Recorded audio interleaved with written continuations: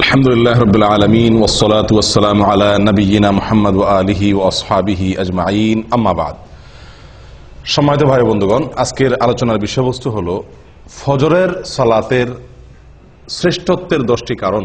আমাদের দেশে বা আমাদের সারা দুনিয়াতে মসজিদগুলোতে অন্য 4 ওয়াক্তে মুসল্লি যাই থাকে, ফজরের সময় তার চাইতে অনেক কম থাকে। যেই ওয়াক্তের গুরুত্ব সবচাইতে বেশি, ওই ওয়াক্তে মুসল্লির পরিমাণ সবচাইতে কম।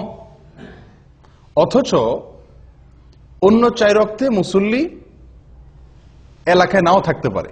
জোহরের সময় কোনো ডিউটিতে কেউ থাকতে পারে, আসরের সময় কোথাও যেয়ে থাকতে পারে, মাগরিব এশায় বাজারঘাট কেনাকাটি মার্কেটিং বা অন্য কোনো কাজে মানুষ ব্যস্ত থাকতে পারে, মহল্লায় নাও থাকতে পারে। ফজরের সময় প্রত্যেকটা মানুষ কোথায় আছে? মহল্লায় আছে। একান্ত 2-1 বাদে প্রায় সবাই মহল্লায় আছে। তাহলে তো জোহরে যদি 4 কাতার হয়, আসরে যদি 4-5 কাতার হয়, মাগরিবে যদি 5-7 কাতার হয়, ফজরে তো 10 কাতার হওয়ার কথা, ঠিক না ভাই? ঠিক। কিন্তু ফজরে 1 কাতার পাইতে কষ্ট হয়ে যায়, 2 কাতার জোগাড় হইতে অনেক কষ্ট হয়ে যায়। প্রিয় বন্ধুগণ, এর কারণ কি? এর প্রধানতম কারণ হলো ফজরের নামাজের গুরুত্ব আমরা মুসলমানরা বুঝতে পারিনি। ফজরের নামাজের 10টি ফজিলত, 10টি শ্রেষ্ঠত্বের বিশেষ কারণ, 10টি মর্যাদার বিশেষ কারণ, স্পেশালিটি আছে যেটি অন্য সালাতের জন্য নাই। তার ভিতরে প্রথম হলো ফজরের সালাত বা ফজরের নামাজ। এটা হলো ইমানের আলামত, ইমানদারের আলামত। কিসের আলামত ভাই? ইমানদারের আলামত। নামাজ মাত্রই ইমানদারের আলামত।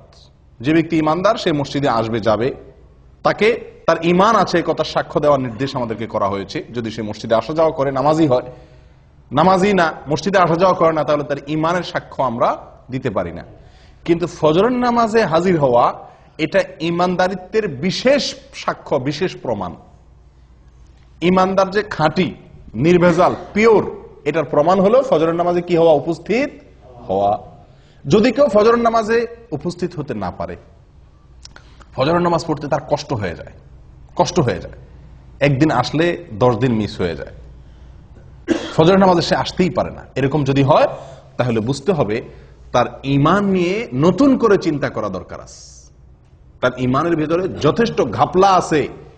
নবী সাল্লাল্লাহু আলাইহি ওয়াসাল্লাম বলেছেন, আবু হুরায়রা রাদিয়াল্লাহু তাআলা থেকে বর্ণিত, বুখারী এবং মুসলিমের হাদিসে আসছে, তিনি বলেন, লাইসা সালাতুন আথকালা আলাল মুনাফিকিনা মিনাল ফজর ওয়াল ইশা লাউ ইয়ালামুনা মা ফিহিমা লাআতাউহুমা ওয়ালাউ হাবওয়ান।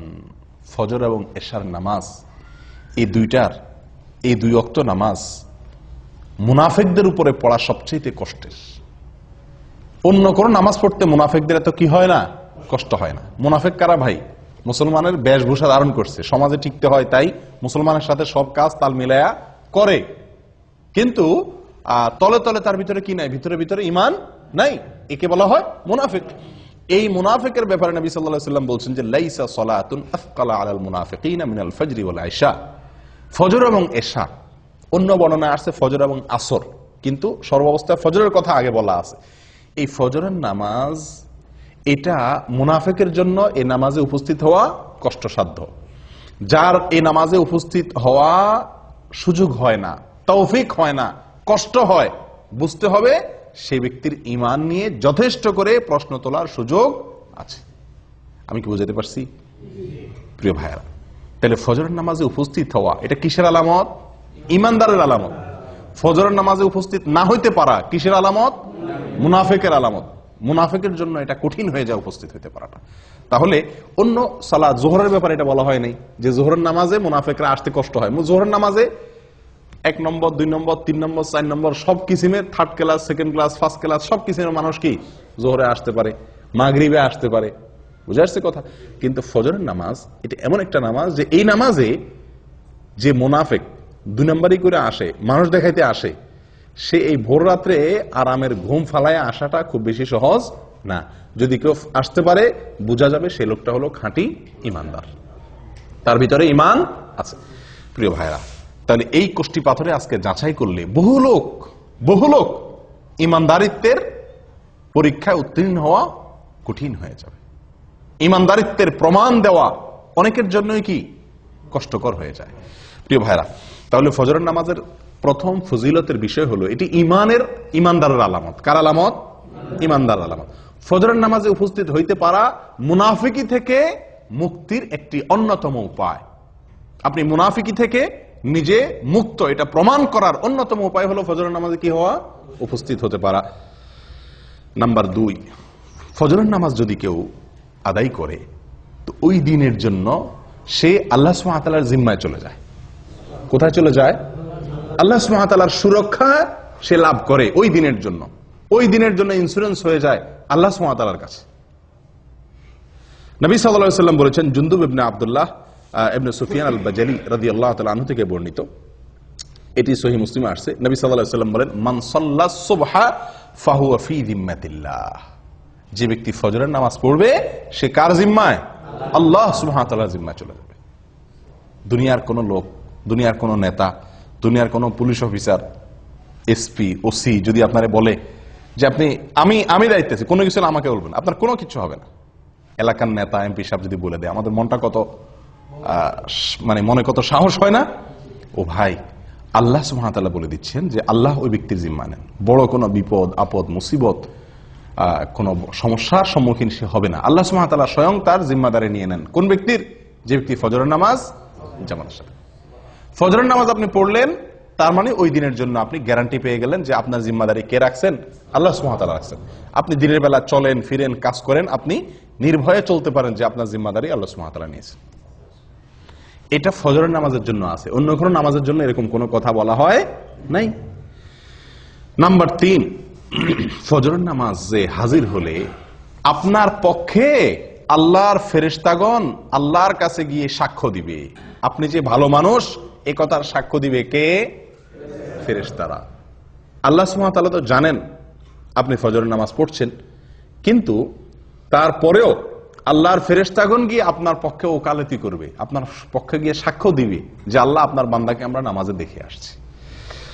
নবী সাল্লাল্লাহু আলাইহি ওয়াসাল্লাম বলেছেন, এটিও বুখারী মুসলিমের হাদিস, আবু হুরায়রা রাদিয়াল্লাহু তাআলা থেকে বর্ণিত, তিনি বলেন, ফেরেশতারা, দিনের ফেরেশতারা এবং রাতের ফেরেশতারা উভয়ে পালা বদল করে দুনিয়াতে ডিউটি করতে আসে আসমান থেকে।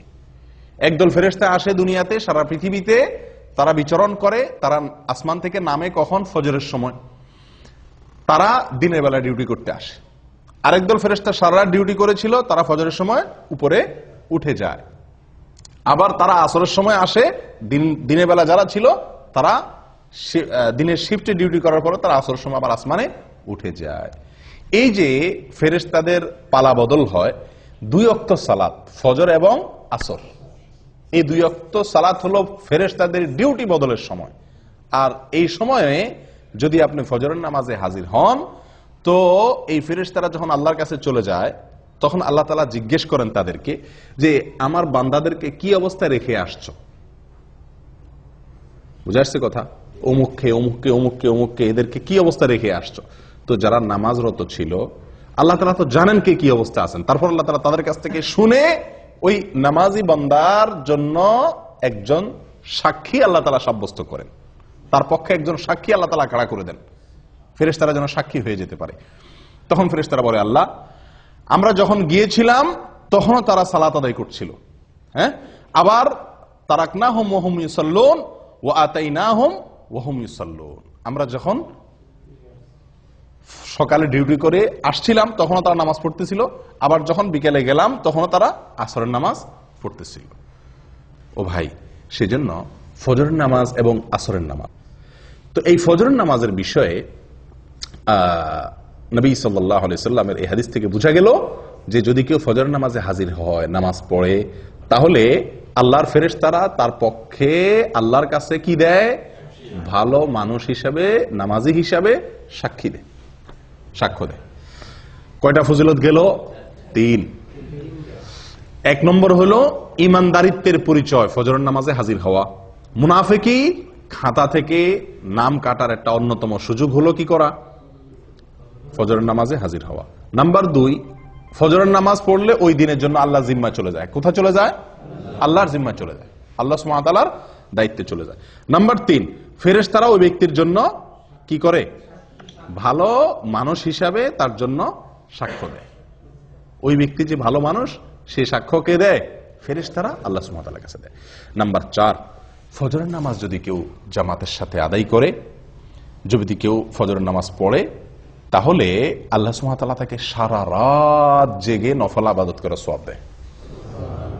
নবী সাল্লাল্লাহু আলাইহি ওয়াসাল্লাম বলেছেন, এটি সহিহ মুসলিমে আসছে, ওসমান ইবনে আফফান রাদিয়াল্লাহু আনহু থেকে বর্ণিত, মান সাল্লাল ইশা ফি জামাআহ ফাকান্নামা সাল্লা নিসফাল লাইল ফাকান্নামা কামা নিসফাল লাইল ওয়া মান সাল্লাস সুবহা ফি জামাআহ ফাকান্নামা সাল্লাল লাইলা কুল্লাহ আও ফাকান্নামা কামাল লাইলা কুল্লাহ আও কামা ক্বাল।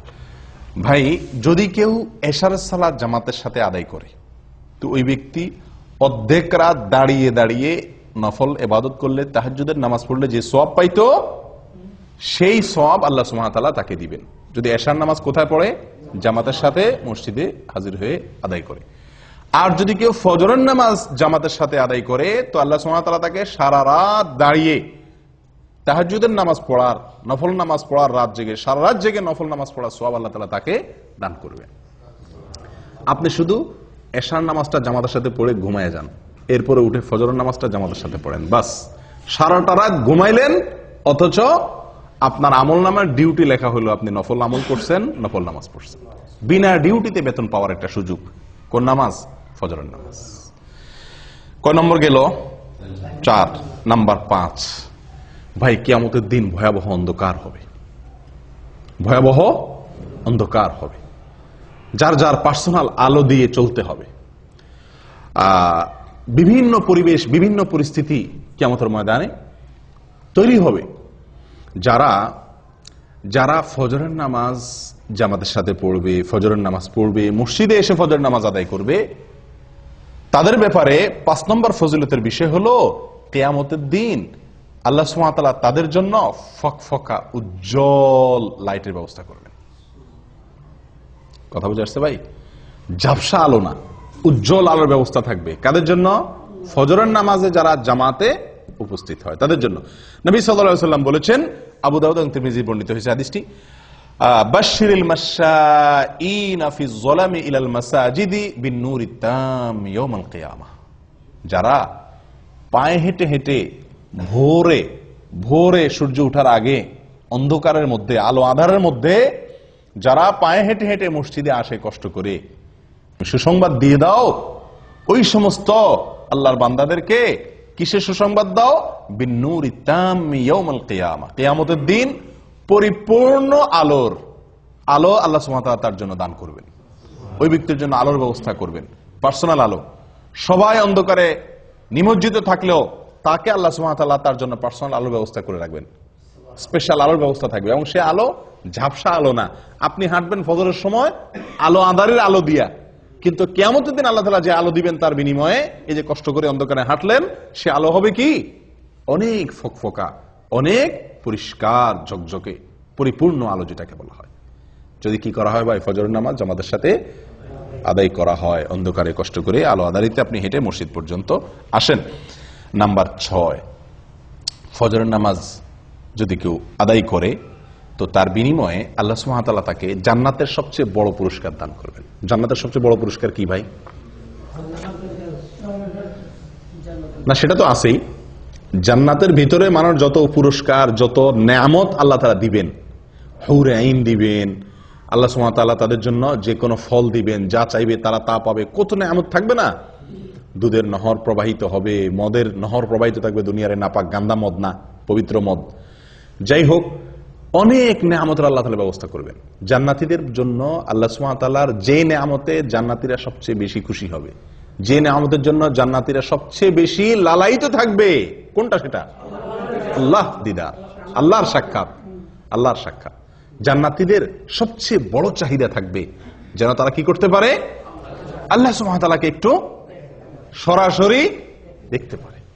যারা ফজরের নামাজ নিয়মিত পড়ছে, সব সময় ফজরের নামাজ পড়ছে এবং আসরের নামাজ পড়ছে, ফজরের নামাজ এবং আসরের নামাজ পড়ছে, এরা আল্লাহ সুবহানাহু ওয়া তাআলাকে দেখবে কিরকম জানেন? পূর্ণিমার চাঁদ, পূর্ণিমার চাঁদে, পূর্ণিমার রাতে আকাশের চাঁদ কিরকম দেখা যায়? চাঁদের 1 তারিখ, 2 তারিখ, 3 তারিখ, 4 তারিখ, 5 তারিখ এই দিনগুলোতে চাঁদ এত স্পষ্ট, এত ক্লিয়ার দেখা যায়। কিন্তু পূর্ণিমার রাতে চাঁদ কিরকম দেখা যায়? নবী সাল্লাল্লাহু আলাইহি সাল্লাম বলেন, পূর্ণিমার রাতে চাঁদ যেভাবে তোমরা দেখো পরিষ্কার, যারা সূর্য ডুবার আগে এবং সূর্য ওঠার আগের যে নামাজ, সূর্য ডুবার আগের নামাজ হলো আসর, আর সূর্য ওঠার আগের নামাজ হলো কি? ফরজ। নবী সাল্লাল্লাহু আলাইহি ওয়াসাল্লাম বলেন এই নামাজগুলো যাতে না ছুটে, এই নামাজগুলো যেন না ছুটে, সম্ভব হলে তুমি সেই দিকটার প্রতি ভালো করে কি করো, খেয়াল করো, লক্ষ্য রাখবে যাতে এই নামাজগুলো না ছুটে। তাহলে কি হবে? ওই আল্লাহ সুবহানাহু ওয়া তাআলাকে জান্নাতের সবচেয়ে বড় নিয়ামত, আল্লাহ তাআলাকে একেবারে স্পষ্টভাবে পরিষ্কার করে দেখার সুবর্ণ সুযোগ পাওয়া যাবে। আল্লাহ তাআলা আমাদের সকলকে সেই নিয়ামত দান করেন। 7 নম্বর পুরস্কার, ফজরের সালাত যারা পড়বে এবং বিশেষ করে জামাতের সাথে, তাদের জন্য জাহান্নাম থেকে মুক্তি। ওহ, কত বড় বড় পুরস্কার এক একটা। 7 নম্বর পুরস্কার কি রে ভাই? জাহান্নাম থেকে মুক্তির পরোয়ানা পাওয়া যাবে, জাহান্নাম থেকে মুক্তির পরোয়ানা পাওয়া যাবে। নবী সাল্লাল্লাহু আলাইহি ওয়াসাল্লাম বলেছেন, এটি সহিহ মুসলিমের হাদিস, লাইন ইয়ালিজান নার আহাদুন সাল্লা ক্বাবলা তুলুইশ শামসি ওয়া ক্বাবলা গুরুবিহা। ওই ব্যক্তি কখনো জাহান্নামে প্রবেশ করবে না। কিছু লোক আছে না ভাই, জাহান্নামে যাবে, ইমানদার যেহেতু, জাহান্নামের শাস্তি ভোগ করার পরে সে কোথায় আসবে? জান্নাতে আসবে। না, এরকম না। একবারে প্রথম চান্সে আপনি জান্নাতে যেতে পারবেন, ফার্স্ট চান্সে আপনি জান্নাতে যেতে পারবেন। জাহান্নামে যে সেখান থেকে এসে জান্নাতে ঢোকা লাগবে না। লাই আলিজা, কখনো প্রবেশ করবে না জাহান্নামে ওই ব্যক্তি, যে ব্যক্তি সাল্লা ক্বাবলা তুলুইশ শামসি ওয়া ক্বাবলা গুরুবিহা, যে ব্যক্তি সারা জীবন সব সময় চেষ্টা করছে ফজর এবং আসর এই 2 ওয়াক্ত নামাজ এর ব্যাপারে যত্নশীল ছিল, এই 2 ওয়াক্ত নামাজের ব্যাপারে গাফলতি করে নাই, এই ব্যক্তি জাহান্নামে কখনো কি হবে না? প্রবেশ করবে না। ও ভাই, কত বড় বড় পুরস্কার এক একটা, লক্ষ্য করছেন? ফজরের নামাজের বিনিময়ে, আল্লাহু আকবার। আর এই নামাজটাতে আমরা সমাজের সবচেয়ে বেশি সংখ্যক লোক গাফেল থাকি, শুয়ে থাকি, অলসতা করি। কেউ হয়তো বলতে পারেন, আরে ভাই, এই যে জাহান্নাম থেকে মুক্তির জন্য কত আমলই তো আছে, এটা করলে জাহান্নাম থেকে মুক্তি, এটা করলে জাহান্নাম থেকে মুক্তি, ওইটা করলে জাহান্নাম থেকে মুক্তি, অনেক আমলের কথা আপনারা শুনছেন না? তো এতগুলার কি দরকার আছে? যে কোনো একটা করলে তো জাহান্নাম থেকে মুক্তি পাওয়া যায়, এরকম কারোর মনে প্রশ্ন আসতে পারে। তাদেরকে বলবো, ভাই, দুনিয়ার কোন আদালতে আপনি যদি আসামি হয়ে যান, তাহলে আসামির খাতা থেকে নাম কাটানোর জন্য আপনি কতগুলো পথ ধরেন? যত পথ আছে সবগুলা পথ ধরেন না? পয়সা রেডি রাখেন, যদি লাগে পয়সা দিয়া মামলা ডিসমিস করাইতে হবে। রাজনৈতিক কোন লিঙ্ক যদি থাকে, কাউকে দিয়ে হেলো করায় যদি ছাড়া পাওয়ার সুযোগ থাকে, তাহলে লিঙ্ক কোথায় কোথায় আছে সেগুলো খুঁজেন, কি খুঁজেন না। এরপরে আপনার নিজেকে নির্দোষ প্রমাণ করার জন্য কাগজপত্র যেগুলো জোগাড় করা দরকার সেগুলো জোগাড় করেন। এত কিছুর পরেও আবার যদি জেলে যাওয়া লাগে, তাহলে সংসার ব্যবসা বাণিজ্য কেমনে চলবে সেই ব্যবস্থাও রাখেন। অর্থাৎ আপনার সাধ্যে যতগুলো ওয়ে আছে সকল ওয়ে আপনি অবলম্বন করেন, উদ্দেশ্য যেন মামলাটা ডিসমিস করানো যায় দুনিয়ার আদালতে। ঠিক না ভাই? ঠিক। ও ভাই, আখেরাতের আদালতে কোনো মামুখালু চলবে না, ঘুষ ঘাস চলবে না, হায় হেলো চলবে না। সেই জায়গাতে মুক্তির জন্য, সেই জায়গায় মুক্তি তো চিরকালের জন্য মুক্তি, সেই জায়গায় ধরা তো চিরকালের জন্য ধরা, তারপরে আর কোনো কোর্ট নাই, আদালত নাই। তাহলে সেখান থেকে মুক্তির জন্য একজন ইমানদার মানুষ যেই আমল শুনবে যে এই আমল করলে জাহান্নাম থেকে বাঁচা যাবে, খপ করে সেই ওই আমলটাকে ধরবে। ঠিক না বেঠিক? যে বিশ্বাস করবে জাহান্নামকে, সে তো একটা দুইটা ওয়ে অবলম্বন করে এটা বলবে না, তুষ্ট হবে না যে ঠিক আছে তো জাহান্নাম থেকে বাঁচার জন্য যে একটা কাজ করছি তো খালাস হয়েছে তো, এরকম করবে। বরং কারণ আমার সেটার মাধ্যমে যে আমি জাহান্নাম থেকে মুক্তি পাবো, আমার সে আমলটা যে সলিড হয়েছে, পিওর হয়েছে, আল্লাহর কাছে গ্রহণযোগ্য হয়েছে, তার কোনো গ্যারান্টি তো নাই। এই জন্য যতগুলো ওয়ে আছে জাহান্নাম থেকে বাঁচার জন্য, তার সবগুলো অবলম্বন করবে একজন ইমানদার মানুষ। অতএব ফজরের নামাজে হাজির হওয়া, ফজরের নামাজ নিয়মিত পড়া, এটি জাহান্নাম থেকে মুক্তির একটি অন্যতম উপায়। এবং এখানে শব্দটি লাই ইয়ালিজান নার, নবী সাল্লাল্লাহু আলাইহি ওয়াসাল্লাম বলেছেন লাই ইয়ালিজান না, কখনো জাহান্নামে প্রবেশ করবে না। আল্লাহু আকবার। তাহলে বোঝা যায় ফার্স্ট চান্সে সে কোথায় চলে যাবে? জান্নাতে চলে যাবে। আল্লাহ আমাদের সকলকে তৌফিক দান করেন।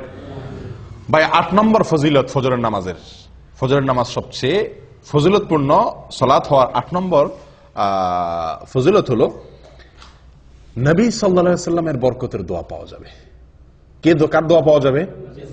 নবী করিম সাল্লাল্লাহু আলাইহি ওয়াসাল্লামের বরকতের দোয়া আপনার জন্য বরাদ্দ হয়ে যাবে।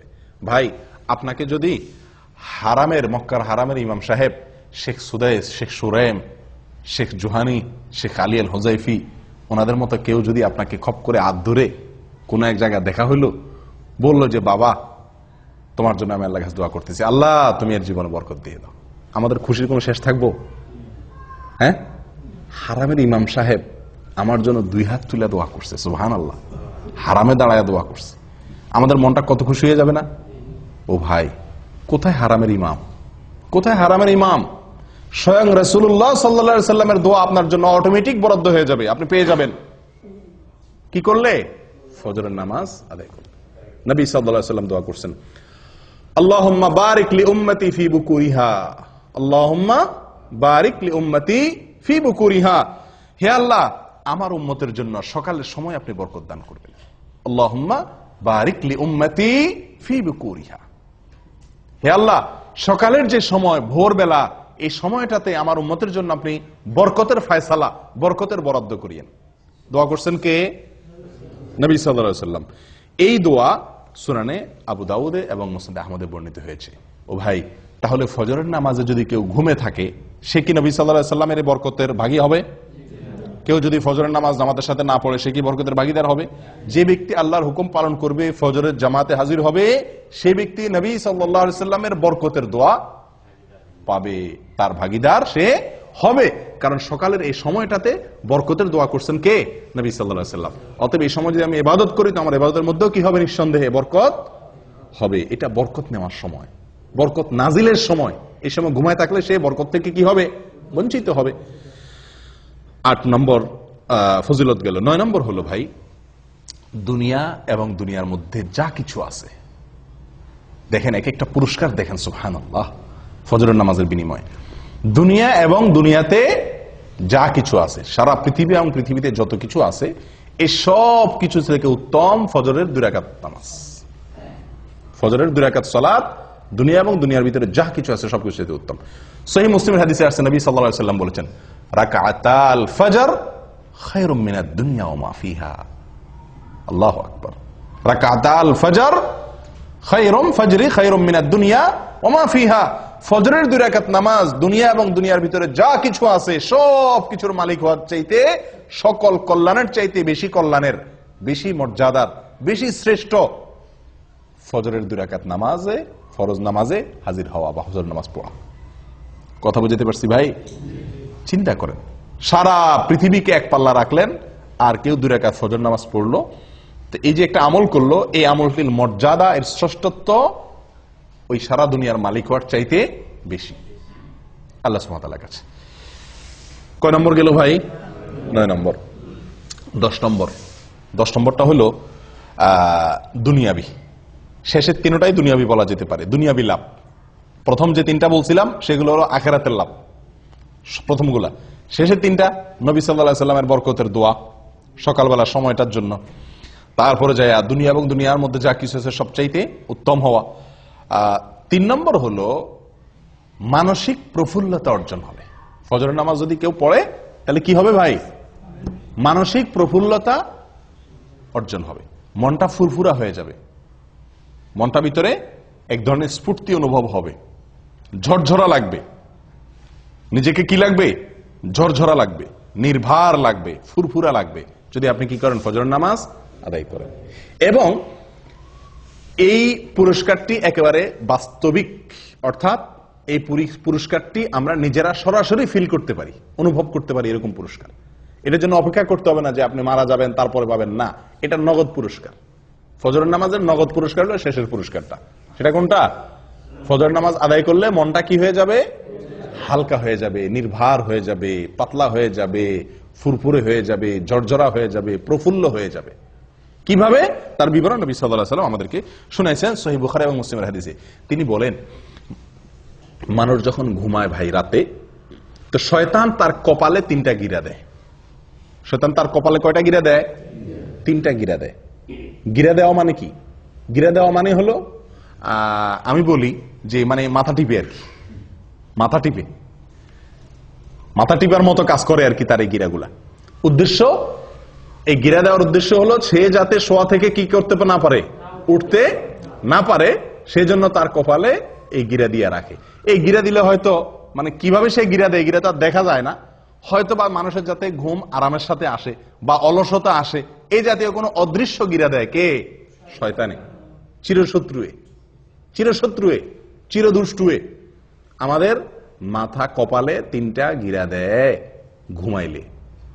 এরপরে যখন ফজরের সময় হয়, ভোরবেলা হয়, আল্লাহর কোনো বান্দা যদি তার ভিতরে ইমানের শক্তি থাকে, তার ভিতরে যদি কি থাকে, ইমানের শক্তি থাকে, আর কোন রকম একটু সাহস করে বাহাদুরের মতো কম্বলটা ফেলা দিয়ে এরকম উঠতে পারে, তো সঙ্গে সঙ্গে শয়তান মিয়ার একটা গিরা কি হয়ে যায়, খুলে যায়। শয়তানের কি হয়ে যায়, একটা গিরা খুলে যায়। গিরা দিয়ে দিলে শরীরটা ভার হয়ে যায়, উঠতে পারে না, অলসতা লাগে, মজা লাগে। আপনারা লক্ষ্য করে দেখেন, অন্য কোন সময়ের ঘুম এত মজার হয় না, ঠিক ফজরের সময়ের ঘুমটা যত কি হয়, মজার হয়। এর মানে কি? এর মানে হলো ওই দুষ্ট শয়তান হয়তো শরীর টিপে, বুঝে আসছে কথা? এত আরাম করে ঘুমটা আসে, সারা রাত যার ঘুম না আসে তারও ঘুম আসে কখন? ফজরের সময়, ঠিক না ঠিক? এর মানে কি? এর মানে হলো শয়তানের সর্বশক্তি নিয়োগ করে সে, যাতে আপনি ফজরের সময় মসজিদে যেতে না পারেন। আসরে যান, বাধা দিতে পারলো না, তার এত বেশি টেনশন নাই। মাগরিবে গেছেন, এশায় গেছেন, জোহরে গেছেন, পারলো না সে ঠেকাইতে, এত বেশি টেনশন নাই। কিন্তু ফজরে আপনাকে ঠেকাইতে পারলে তার বিশাল লাভ, আপনাকে জাহান্নামে নেওয়ার জন্য অনেক দূর সে আগে গেল। এই জন্য সে তার সর্বশক্তি প্রয়োগ করে 3টা গিরা দেয়, যাতে ফজরের সময় আপনি হাজির হইতে না পারেন। এই জন্য তো এই গিরা খায়া বেশিরভাগ মুসল্লি মসজিদে আসতে পারে না। ফজরের সময় এই 3 গিরা খায়া শয়তানের বান্ধন খুলে আর আসার মতো ইমানি শক্তি থাকে না।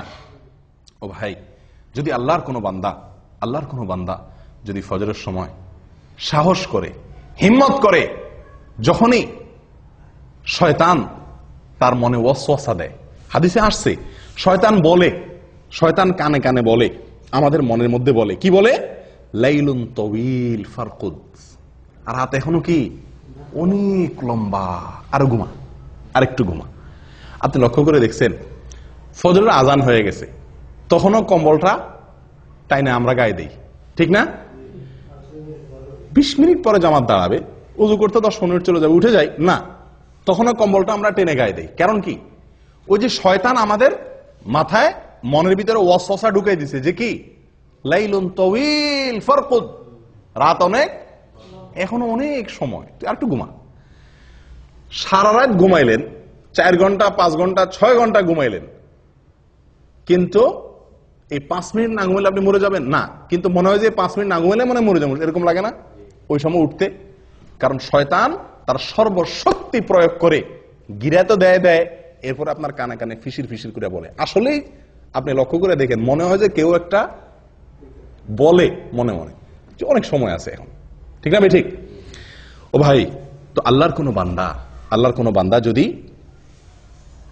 ঘুম থেকে উঠে যেতে পারে কম্বল ফেলে দিয়ে, আমি নবী সাল্লাল্লাহু আলাইহি সাল্লামের বরকতের দোয়া নিতে চাই, আমি জান্নাতে এক চান্সে যেতে চাই, জান্নাতে গিয়ে আল্লাহ তাআলাকে একেবারে পরিষ্কার পূর্ণিমার চাঁদের মতো আল্লাহ সুবহানাহু ওয়া তাআলাকে দেখতে চাই, আমি জাহান্নাম থেকে মুক্তি চাই, আমি ঈমানদারিত্বের পরিচয় দিতে চাই, মুনাফিকের খাতা যেন নাম লেখা না হয়, আমি আল্লাহর নিরাপত্তার ভেতরে প্রবেশ করতে চাই, আমি ফেরেশতাদের সাক্ষ্য পেতে চাই, আমি সারা রাত জেগে ইবাদতের সওয়াব পেতে চাই, আমি কিয়ামতের ময়দানে উজ্জ্বল আলো যেন হয় আমার জন্য, তার ভাগীদার যেন আমি হতে পারি, সেটা চাই।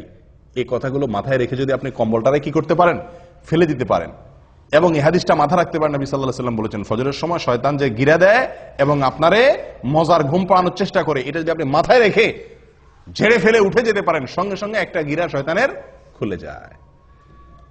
এরপরে যদি আপনি গিয়ে কষ্ট মষ্ট করে উঠার পরেও কিন্তু একটু অলসতা হালকা হালকা লাগে, হালকা হালকা, শীতের দিন তো বেশি কষ্ট হয়, গরমের দিনও একটু কষ্ট হয়, যা কোনো রকম হিম্মত করে দিয়ে পানিতে হাত দিয়ে বিসমিল্লাহ পড়ে ওযুটা করে ফেলতে পারেন। ওযুটা করার পরে দেখবেন শরীরটা আরো অর্ধেক পাতলা হয়ে গেছে, কারণ গিরা আরেকটা তখন খুলে যায়। এরপরে আরেকটু বাকি থাকে, মসজিদে যাব না রুমে পড়ে ফেলবো, আরেকটু অলসতা থাকে। এরপর যদি সাহস করে বাইর হয়ে যান হিম্মত হয়ে মসজিদের দিকে এবং আসেন, ফজরের নামাজটা যদি পড়ে ফেলতে পারেন কোন রকম, সঙ্গে সঙ্গে 3 নম্বর গিরাও কি খুলে যায়, শরীর ফুল পাতলা হয়ে যায়।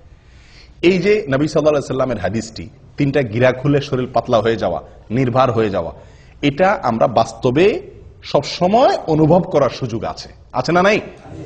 আমরা সবাই অনুভব করি, হয়তো খেয়াল করি না। আপনি লক্ষ্য করে দেখেন, রাতে শোয়ার পরে ভোর রাতে শরীরে যে ভার মনে হয় যে উঠলে মনে মরে যাব, এত কষ্ট, এত আরামের ঘুম বাদ দিয়ে উঠলে, এই ঘুম ছেড়ে উঠলে মনে আমি শেষ, এরকম মনে হয় না? কিন্তু উঠা বসার পরে, কম্বলটা ছেড়ে দিয়ে নামার পরে দাঁড়াতে পারলে মনটা অনেকটা পাতলা মনে হয়, ঠিক না বেঠিক? অনেকটা পাতলা, কারণ যে গিরা খুলে গেছে। ওযু করার পরে আরো পাতলা মনে হয়, হালকা হয়ে গেছে। আর ফজর পড়ার পরে তো একেবারে পরিপূর্ণ ফ্রেশ হয়ে যায় মনটা। আমি কি বুঝাতে পারছি ভাই? একদম ফ্রেশ হয়ে যায় ফজরের সালাত জামাতের সাথে আদায় করার পরে। একজন মানুষ ফজরের নামাজ না পড়ে, কোনোদিন আপনি ফজর নামাজ না পড়ে যদি কাজে যান, উঠেন, অন্যান্য কাজে লাগেন, আপনি যতই কাজ করেন আপনার মনের ভিতরে এক ধরনের ভার, এক ধরনের আনফ্রেশনেস আপনি অনুভব করবেন। কিন্তু যদি ফজর নামাজ জামাতে পড়তে পারেন তাহলে ইনশাআল্লাহ ওই দিনটা আপনার মনটার মধ্যে কি থাকবে? ফুরফুরে একটা ভাব থাকবে। ও ভাই, তাহলে গিরা খোলার কাহিনী বুঝতে পারছেন তো? আমরা তো বলি যে দুনিয়ার কোনো কাজে যদি আপনি আরামের ঘুম বাদ দিয়ে উঠেন, মেজাজটা গরম হয় না? সামনে কেউ কিছু বললেও খিটখিটে মেজাজ লাগে, ঠিক না বেঠিক? এরপরে আপনি উঠলেন, ঘুম থেকে উঠে যাইতেছেন, যত দূর সামনে আগান তত মেজাজ আরো খারাপ হয়, ঠিক না বেঠিক? আপনি ঘুমের মধ্যে আছেন, হঠাৎ করে আপনার মালিকে বসে ফোন দিয়ে বসছে, এই তাড়াতাড়ি আসো। আপনি ফোন কাইটা উঠলেন, ঘুমটা খুব জমছিল, শীতের দিন, উঠে বাইরে হয়েছেন, যতদূর সামনে আগান মেজাজ আরো গরম হয় না? আস্তে আস্তে বাইরে আসছেন, উফ আরো ঠান্ডা, আরো মেজাজ আরো গরম হয় না? শরীরটাতে এক ধরনের মানুষ অপ্রস্তুতি ভাব চলে আসে, মানুষের মধ্যে বিরক্তির ভাব চলে আসে, ঠিক না ভাই? ঠিক। কিন্তু যদি কেউ ফজরের নামাজ জন্য উঠে, এই প্রত্যেকটা কাজের পরে উঠলো, ওযু করলো, নামাজ পড়লো, পটপট করে শরীরটা আরো কি হতে থাকে? পাতলা হতে থাকে। কারণ যে শয়তান ওটাকে ভার করে রাখছে, আল্লাহ সুবহানাহু ওয়া তাআলা ইবাদতগুলোর মাধ্যমে তাকে আল্লাহ তাআলা কি করে দেন? পাতলা করে দেন। তাহলে ভাই, যদি কেউ ফজর নামাজ আদায় করে, নবী সাল্লাল্লাহু আলাইহি ওয়াসাল্লাম বলেছেন ফাআসবাহা নাশীতান তীবান নাফস, ফজর নামাজ আদায় করতে পারলে তিনি গিরা খুলে গিয়ে সে ব্যক্তি হাসি খুশি, প্রফুল্ল এবং পবিত্র মন নিয়ে তার দিনটা শুরু করে। আর যদি কেউ ফজর নামাজ না পড়তে পারে, ওয়া ইল্লা আসবাহা খাবিসান নাফসি কাসলান, সারাটা দিন তার শরীর মেজমেজ, অলসতা, এগুলা করতে করতে চলে যায়। আপনি পরীক্ষা করে দেখেন। আল্লাহ তাআলা আমাদের সকলকে এই ফজরের গুরুত্ব বোঝার তৌফিক দান করেন। 10টি গুরুত্ব, 10টি ফজিলতের কথা আমরা শুনলাম। আমি আবারও বলছি একটি একটি করে। নাম্বার 1, ফজরের নামাজ মুনাফিকদের জন্য কঠিন হয়, ঈমানদারদের জন্য সহজ হয়। অতএব ফজর নামাজে হাজির হতে পারা ঈমানদারের পরিচয়। নাম্বার 2, ফজর নামাজে হাজির হলে তার জিম্মাদারি কে নেয়? আল্লাহ সুবহানাহু ওয়া তাআলা নেন। ওই দিনের জন্য আল্লাহ জিম্মাদারি নিয়ে নেন। আল্লাহর নিরাপত্তার ভিতরে সে প্রবেশ করে যদি ফজর নামাজ আদায় করে। নাম্বার 3, ফেরেশতারা আল্লাহ সুবহানাহু ওয়া তাআলার কাছে গিয়ে ওই ব্যক্তির পক্ষে কি দেয়? সাক্ষ্য দেয় যে সে সালাত আদায় করছে, ভালো কাজ করছে। নাম্বার 4, যদি কেউ ফজর নামাজ জামাতের সাথে আদায় করে তো আল্লাহ সুবহানাহু ওয়া তাআলা তাকে সারা রাত দাঁড়িয়ে তাহাজ্জুদের নামাজ পড়ার সওয়াব, নফল নামাজ পড়ার সওয়াব দান করেন। নাম্বার 5, ফজর নামাজ যদি কেউ জামাতের সাথে পড়ে, আলো আঁধারিতে কষ্ট করে মসজিদে আসে নিয়মিত, তো আল্লাহ সুবহানাহু ওয়া তাআলা তার বিনিময়ে কিয়ামতের দিন তাকে পরিপূর্ণ আলোর ব্যবস্থা করেন, তার জন্য স্পেশাল, তার জন্য আলোর ব্যবস্থা করেন কিয়ামতের দিন। 6 নম্বর পুরস্কার হলো আল্লাহ সুবহানাহু ওয়া তাআলাকে দেখা জান্নাতীদের সবচেয়ে বড় পুরস্কার, সবচেয়ে বড় পুরস্কার। এই পুরস্কারটি সে শুধু পাবে তা নয়, পূর্ণিমার চাঁদ যেরকম মানুষ দেখতে পারে পূর্ণিমার রাতে, আল্লাহ সুবহানাহু ওয়া তাআলাকে সে এরকম পরিষ্কার ভাবে দেখতে পারবে।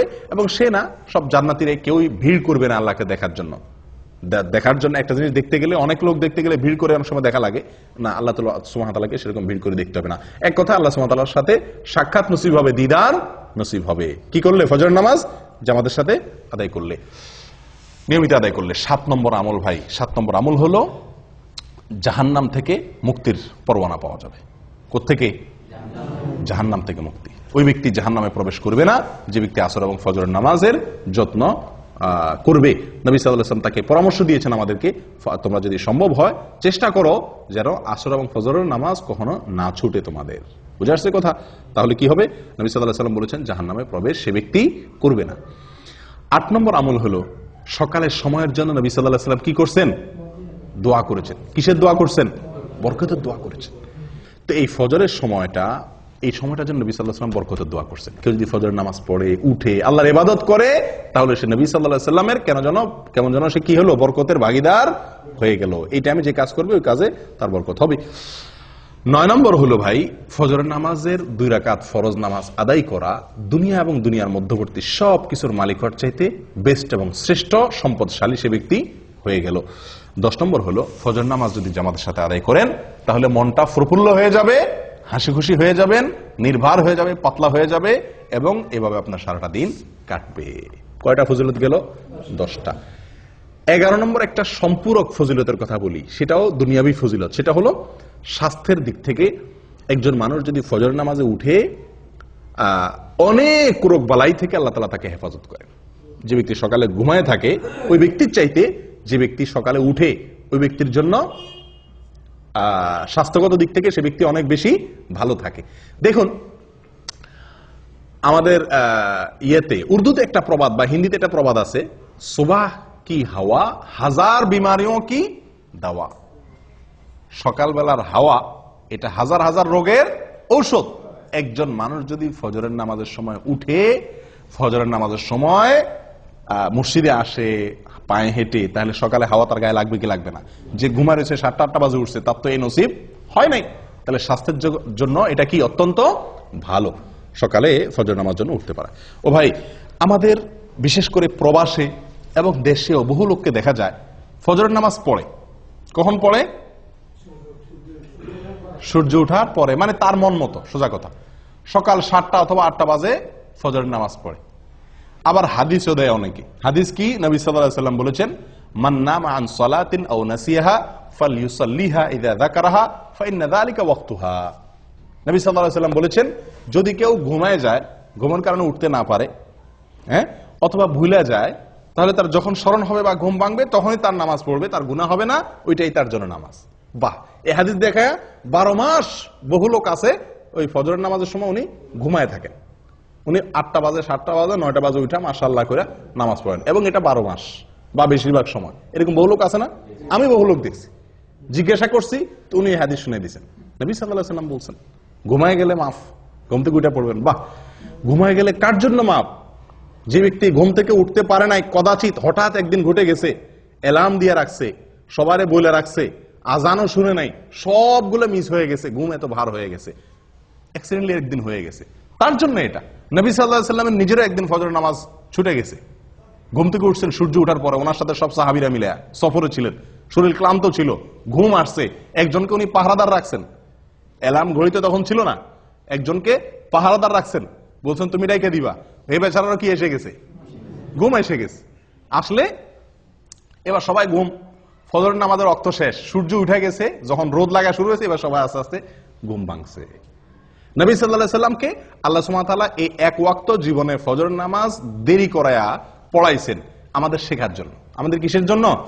শেখার জন্য, যেন এরকম জীবনে হইলে কি করব সেই পদ্ধতি আমরা জেনে নিতে পারি। কিন্তু এটা ওনার জীবনে কয়বার হয়েছে? একবার। আর আপনি প্রতিদিন সে কাম করবেন। ওনার যুগে তো অ্যালার্ম আলা ঘড়ি ছিল না, মসজিদের মাইকের আজান শোনা যেত না। আপনার যুগে তো সব ব্যবস্থা আছে, আপনি 4বার 5বার অ্যালার্ম দেন, মাশাআল্লাহ, বিমান তো মিস হয় না, রেলগাড়ি তো মিস হয় না, ডিউটি টাইম তো মিস হয় না, ফজর কেমনে মিস হয়? হ্যাঁ, ওখানে তো মিনিট সেকেন্ড হিসাব করে আসেন, ফজর নামাজ তো মিনিট সেকেন্ড হিসাব করে আসার দরকার হয় না, ঠিক না? ঠিক। তাহলে এখানে কিভাবে মিস হয়? এগুলো সব হলো গাফলতি। এগুলো সব হলো কি? গাফলতি। আল্লাহ সুবহানাহু ওয়া তাআলা বলেছেন, ফাওয়াইলুল লিল মুসাল্লিন আল্লাযীনা হুম আন সালাতিহিম সাওয়ান। নামাজ পড়লেই শুধু হবে না, গাফলতি করবেন, অলসতা করবেন, 4 ওয়াক্ত পড়বেন, 1 ওয়াক্ত পড়বেন না, এই টাইপের মুসল্লি সবচাইতে আজকে বেশি। 4 ওয়াক্ত হাজির হয়, ফজরে আসে না, 3 ওয়াক্ত হাজির হয়, 2 ওয়াক্ত পড়ে না সুবিধা মতো, অথবা যখন উঠে তখন। ভাই, এভাবে আদায় করলে কখনো নাজাত বা মুক্তি পাওয়া যাবে না। যে নামাজটা সবচেয়ে গুরুত্বপূর্ণ, যে নামাজটা পড়তে কষ্ট হয়, এটার মর্যাদা সবচেয়ে বেশি, এটার গুরুত্ব সবচেয়ে বেশি দিতে হবে। অতএব আপনি এই অজুহাত দিতে পারবেন না যে আমি ঘুমায় গেছি এই জন্য 8টা 9টা বাজে উঠা পড়ছি। এটা একদিন হতে পারে, সবসময় হতে পারে এটা? আপনি যদি অ্যালার্ম দিয়ে রাখেন, বেনামাজি লোক থাকলে বাদ দেন, আজকে দেরিতে শুয়েছি সেজন্য নামাজ বাদ গেছে, তাহলে কালকে আমি তাড়াতাড়ি শুয়ে যাই। চেষ্টা করলে এই সমস্যা থেকে বের হয়ে আসা সম্ভব কি সম্ভব না? অতএব 12 মাসের জন্য 8টা-9টা বাজে যারা নামাজ পড়েন তারা জেনে রাখবেন তাদের এই নামাজ মন মতো নামাজ হবে। কোম্পানির ডিউটি আপনাকে একটা টাইম বেঁধে দিয়েছে এতটা থেকে এতটা, আপনি মন মতো অন্য টাইমে যা ডিউটি করে চলে আসছেন, কি বলেন? বেতন দিবে আপনারে? আপনাকে বলছে 8টা to 5টা তোমার ডিউটি, আপনি 8টা to 5টা অন্য কোনো কাজ করে ঘুরে ঘেরা সমনষ্ট করে ঘুমায় টুমায় থাকলেন, 5টার পরে যায় কেউ নাই, আপনি ঘুরে ঘেরা 5টার পরে 8 ঘন্টা যায় বয়ে থাকলেন, টুকটাক কিছু কাম কাজ করলেন, মাস শেষে করুন বেতন দেন, আপনারা দিবে কেউ বেতন? কোনো পাগলে? আল্লাহ সুবহানাহু ওয়া তাআলা বলেছেন ইন্নাস সালাতা কানাত আলাল মুমিনিনা কিতাবাম মাওকুতা, সালাত নির্দিষ্ট সময় আল্লাহ তাআলা নির্ধারিত করে রাখছেন, নির্দিষ্ট সময়, ওই সময় পড়তে হবে। আপনার মন মতো 9টা বাজে ঘুম থেকে উঠে ফজর পড়লে আদায় হবে না, এটা হঠাৎ একদিন হতে পারে বিশেষ কোনো কারণে, বিশেষ কোনো অজুহাতে। ও ভাই, ফজরের এই নামাজটির গুরুত্বের আরো কয়েকটি দলিল আছে ভাই। কোরআনে আল্লাহ সুবহানাহু ওয়া তাআলা শপথ করেছেন সকালের সময়টার, দিন এবং রাতে 24 ঘন্টার ভিতরে যে কয়েকটি সময় সবচেয়ে মূল্যবান তার ভিতরে একটা হলো এই সকালবেলা। আল্লাহ সুবহানাহু ওয়া তাআলা কোরআনে শপথ করেছেন ওয়াল ফাজরি ওয়া লায়ালিন আশ, ফজরের শপথ, কারণ ফজর টাইমটা গুরুত্বপূর্ণ। আল্লাহ সুবহানাহু ওয়া তাআলা বলেছেন ওয়াস সুবহি ইযা আসফার, বলছেন কি বলেন নাই? সকালের শপথ, কারণ সকালের টাইমটা গুরুত্বপূর্ণ, ভোরের টাইমটা। আল্লাহ সুবহানাহু ওয়া তাআলা এরকম কোরআনে বহু জায়গায় এরকম নির্দেশ করেছেন। এক জায়গায় বলেছেন ওয়াসাব্বিহ বিল আশিয়্যি ওয়াল ইবকার, সকালে এবং সন্ধ্যায় এই দুই টাইমে আল্লাহর পবিত্রতা বর্ণনা করো, ইবাদত করো, নামাজ পড়ো। ও ভাই, তাহলে এই টাইমটার গুরুত্ব বোঝা গেছে তো? অতএব এই টাইমটার প্রতি যত্ন রাখতে হবে। ভাই, ফজর নামাজ পড়তে কষ্ট কেন হয়? এর প্রধান কারণ হলো রাতে দেরিতে শোয়া। ফজরের নামাজ জামাতের সাথে পড়তে না পারা, টাইম মতো পড়তে না পারা, উঠতে না পারার মূল কারণ কি? রাতে দেরিতে শোয়া। আমাদের আয়েশা বলেছেন নবী সাল্লাল্লাহু আলাইহি ওয়াসাল্লামের বিষয়ে যে কানা ইয়াকরাহুন নাওমা ক্বাবলা আল আইশা ওয়াল হাদিসা বাদা, নবী সাল্লাল্লাহু আলাইহি ওয়াসাল্লাম এশার আগে কথা বলা এটা তার খুব অপছন্দের কাজ ছিল। এশার আগে ঘুমানোটা অপছন্দের কাজ ছিল, আর এশার পরে কথাবার্তা বলাটা তার অপছন্দের কাজ ছিল। দিনী কথা, স্বামী স্ত্রীর কোনো দরকারি কথা, এটা ছাড়া অন্য কোনো কথা তার পছন্দ ছিল না। আর আমাদের আড্ডাবাজি শুরুই হয় কখন? এশার পরে, 11টা, 12টা, 1টা বাজে। তো এই বাঁচতে বাঁচতে শুতে শুতে যদি দেরি হয়, এই জন্য ফজরের সময় উঠতেও কি হয়ে যায়? কষ্ট হয়ে যায়। ভাই, আমার নামাজ আমার জান্নাত, আমার নামাজ আমার জীবন, আমার নামাজ আমার জাহান্নাম থেকে মুক্তির কারণ, আমার এই ফজর আমার কিয়ামতের দিনের আলো, আমার এই ফজর আমার নবীর দোয়া, আমার এই ফজর এটা ফেরেশতাদের সাক্ষ্য আমার পক্ষে পাওয়া, আমার এই ফজর মানে আমার সারাদিনের গ্যারান্টি আল্লাহর কাছ থেকে নিয়ে নেওয়া। এত বড় ফজিলতের আমল, এটা আমাকে ফজরের সময় করতে হবে। এটা যদি মাথায় থাকে তাহলে রাতে শুইতে কি হবে না? দেরি হবে না। আল্লাহ তাআলা আমাদের সকলকে তৌফিক দান করুক। জাযাকুমুল্লাহ ওয়া আখিরু দাওয়ানা আলহামদুলিল্লাহি রাব্বিল আলামিন।